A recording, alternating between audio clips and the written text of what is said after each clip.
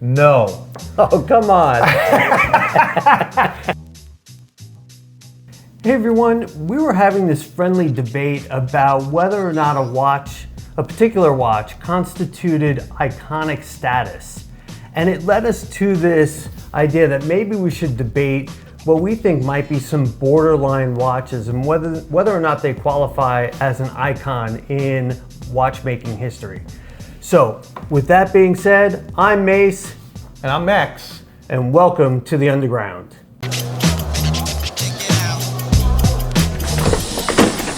So Mase, I think icon is probably one of the most overused words in watch media today. So we're going to ask each other some provocative questions about alleged icons in the industry. And no doubt there's going to be some irrational thought here that for whatever reason, one of us is just going to have illogical hate for a particular brand or model. And we're just going to hash that out here. Well, you know, Mase, playing with my watches is like playing with my emotions. No doubt. All right, so you want to kick it off? Yeah, Mase. So, I think we could talk all day about iconic status of watches like the Speedmaster or the Sub, but there is a second tier of potentially legitimate icons out there that I'm wondering about. So you want to kick it off? Yeah, Mase. In that vein, I'd like to ask you about the JLC Reverso. See, I think it is an icon, but I don't know anyone who has purchased a Reverso in 10 years. Right? Interesting. I do. I agree with you. I'm certainly on the first count. I think it's an icon. It's curious how it fits in to a collection today. And what I will say to you is, I don't know someone who owns a Reverso as their only watch. Do you know anyone that has a Reverso? I know two people who have a Reverso. Okay. Yeah. All right. And they're watch. I would describe them both as watch people. Okay. Yeah. This is the watch that started this video. Yeah. The Raketa Big Zero.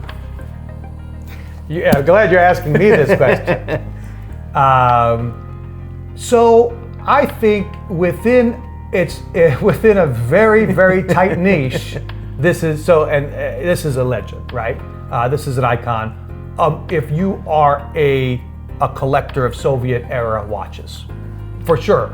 You could talk about a Pogue, you could talk about the Komodorski, but really, I'd say when you talk about iconic status within Soviet era watches, the Big Zero is it. Yeah. I'll ask you about the Cartier Santos Mase. Yeah, that's an icon, no doubt about it. Right, it's the first pilot's watch, right?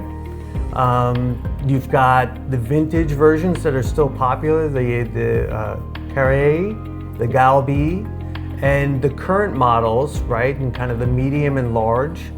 I just recently was at a London jeweler's. I put it on with the blue dial. For me, it's very tempting. It fits very nicely on my wrist. I think all day long it's an icon. I agree with you, Mase. Yeah. What about the Tag Heuer Monaco? This is funny because this was on my list as well. I never felt that the Tag Heuer Monaco was an icon. Okay.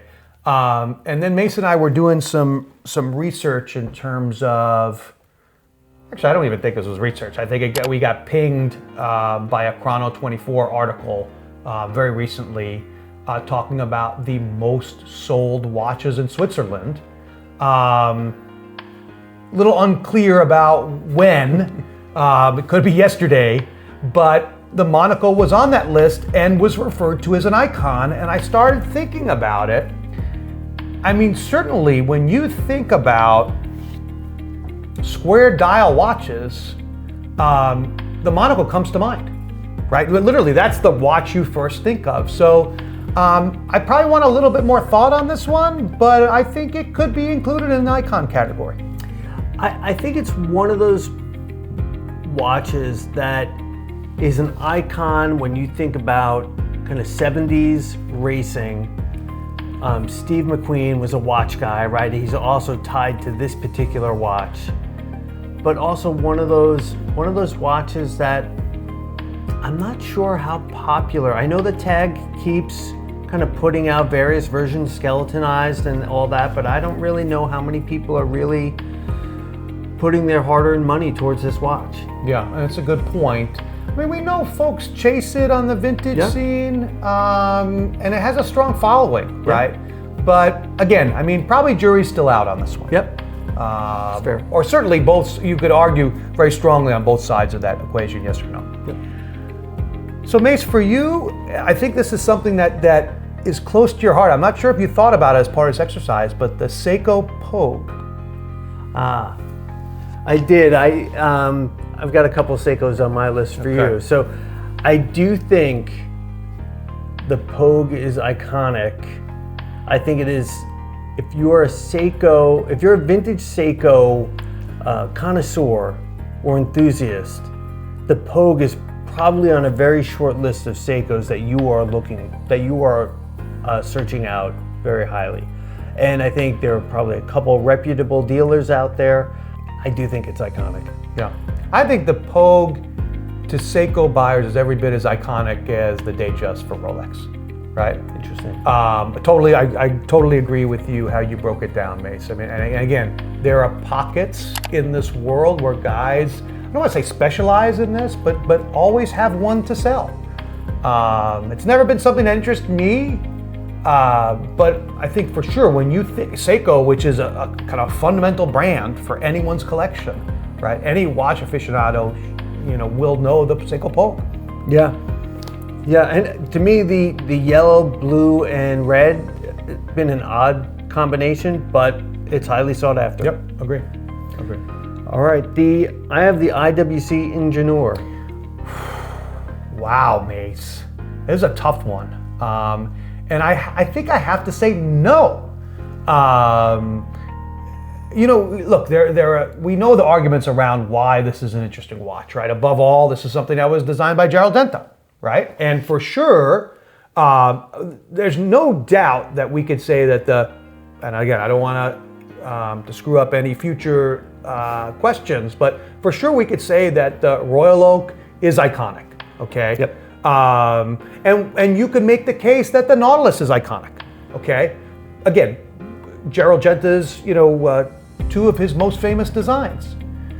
But the Ingenieur, does it have heritage? Does it have its quirks? I don't think this is an iconic watch. All right. Hey? Yeah, I mean, to me it's a tough one. I didn't get it when they reissued it, probably because of the price point.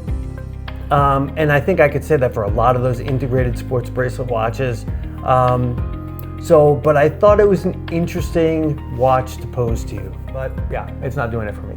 So for you, Mase, I know, you're a Breitling guy, and so I ask you about the Navitimer.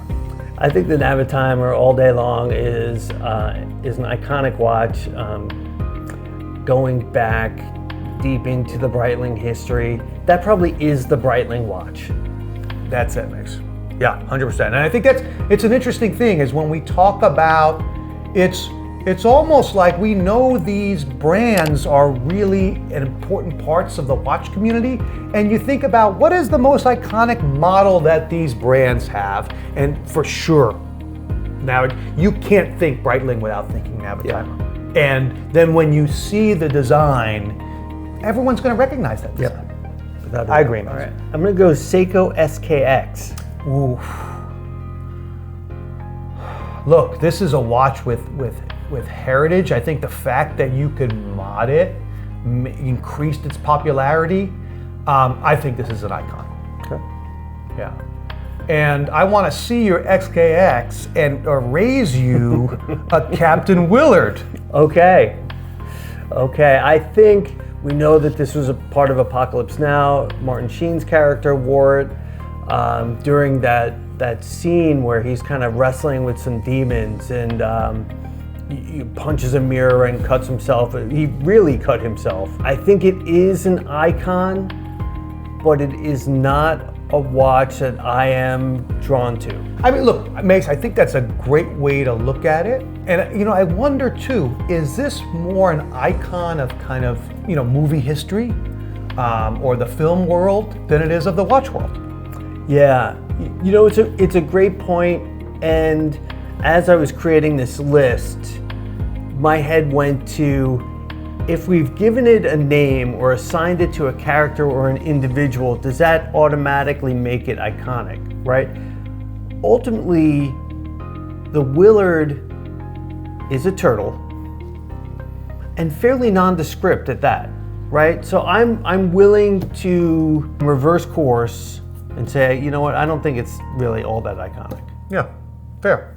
I think that's fair, you know, in that sense, because it is. It's not like a limited edition. I mean, you could look at some of the Schumacher Speedmasters, right? And say, look, there's an interesting color scheme. Again, not iconic, collectible potentially, but at least there's something different there with a Captain Willard. But again, you guys tell us how you feel about that. Yeah, that's fair. All right, everyone. Well, thanks for staying with us till the end. What do you guys think? Obviously, we've probably got some wrong according to our audience. So let us know in the comments below. If you enjoyed this video, consider liking and subscribing. And we'll catch you in the next one. Bye-bye.